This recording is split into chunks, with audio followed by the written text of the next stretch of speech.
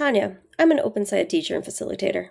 Today we're going to look at Lesson 11 of the Metabolic Reactions Unit, which will dig deeper into answering the question of what happens to matter when it's burned. Let's take a look at how we got here. During Lesson 10, we reviewed data showing McKenna's weight loss. We learned about burning fat from our reading. Then we investigated what happens when you actually burn fats. We noticed that in our investigation, the mass of the fats decreased, as well as some of the properties changed when we burned them. This led us to predict that a chemical reaction is happening, but we are still left wondering how exactly it happens. So this leads us to Lesson 11, where we actually dig deeper into what happens to matter when it's burned. Let's take a look at the lesson at a glance. This investigation lesson is a 2-day lesson. It will require about 75 minutes of material preparation in advance and is a hands-on investigation. You may wish to have devices available for your students, and there are videos you should review prior to conducting the lesson. In this 2-day lesson, you will notice there are 3 sense-making chunks for students. The first happens in the first half of day 1. Here we navigate into the lesson by revisiting our investigation from Lesson 10. We then realize we saw the mass decrease, but we're not exactly sure what happens to that lost mass. We then determine to plan an investigation that is similar to what we did in Lesson 10, but this time we're going to do so in an open and closed system to compare our findings. After this demonstration, we will determine that some of the matter must be going into the air. We noticed that the closed system flame went out and that some liquid appeared on the side of the container of the closed system. This leaves us wondering what's in the air that helps the flame, and why were there differences between the open and closed system? This leads us into the second sense-making section, where we now dig into what's actually in the air and conduct a second investigation using a more detailed instrument to see what's happening to the amounts of gases present as fats burn. This brings us to the end of day 1, but we will continue this section in day 2. On day 2, we have a class discussion about what we figured out from the investigation, and we agree that as fat burns, energy was released, water droplets appeared, and carbon dioxide increased. This brings us into our third sense-making section for students.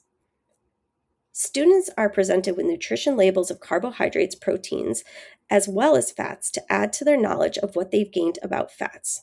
Students see that fats, carbohydrates, and proteins all contain calories, so we believe that all food molecules can be burned. We then revisit the molecular representations of carbon dioxide, water, and food molecules. After comparing them, we see that we start with air, which is oxygen, and fat or food as our reactants. During the reaction, light and heat are released, and we end with an increase of carbon dioxide and water as our products. We then add all that we've learned in Lesson 11 to our progress tracker and brainstorm additional ideas about what evidence we would need to collect to prove that what we saw happen outside during our investigation is actually happening inside our bodies as well. By the end of this lesson, we will be able to explain that when food is burned, a chemical reaction has occurred because energy is released in the form of heat and light, and different substances are made. Also, when the oil was burned, both carbon dioxide and water increased. We also observed that matter is conserved when the new substance is made because the mass in the closed system remains the same before and after burning the oil. Let's take a look at some key moments that happen in this lesson. The first key moment is in part 3 of day 1 during the building understanding discussion. In this discussion, students take the time to make sense of the demonstration they just saw and think through their ideas with a partner. This moment is important because students will need to have these ideas moving forward and be able to use their observations in upcoming parts of the lesson. The next key moment is during part 8 on the start of day 2. Again, during the sense-making discussion, students will be processing and building their understanding of the data that was collected. This is an important moment to help ensure students are making connections between what happened at the beginning of the lesson up to this point. The final key moment is near the end of day 2 during part 10. Here, students are adding their findings to the progress trackers and identifying what they've learned. Students have worked through 2 investigations to collect this data and will need time to ensure they are identifying all the key findings before moving on. This is a great opportunity for students to collaborate with peers on what they have learned to build understanding, as well as use multiple ways to show their learning, such as pictures, diagrams, and words about the investigation and the data they've collected. After collecting all of this data, we are now wondering if something similar is actually happening within our bodies. So we brainstorm what we should do next to answer this question. Let's talk about some material management tips and tricks. My first suggestion is to make sure you try out the investigation in advance to work out any sticky spots that might happen. There are several moving parts to these investigations, and sometimes they require small modifications to make sure they work in your context. Next, I would suggest making sure during the discussions that all students are making the connections needed as they go. This may mean creating a class artifact to record student consensus ideas throughout the lesson. This will be extremely helpful to students as they're creating their progress tracker at the end of the lesson.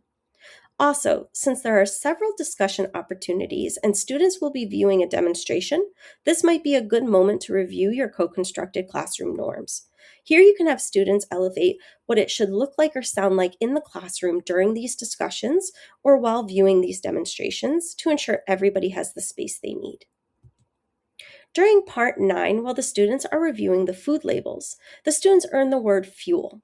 The suggested student-friendly definition in the teacher edition is any material or matter that can react with other substances so that it releases energy. Also, the terms reactant and product from Unit 7.1 and relative humidity from Unit 6.3 are reinforced in this lesson. During the lesson, you will be creating a poster of the consensus discussion during Part 8, which will be very relevant for students to be able to use during their progress trackers. We just did a lot in this lesson to confirm that a chemical reaction is happening when we burn fat, and this will lead us directly into Lesson 12, where we're now wondering if a similar reaction is actually happening within our bodies.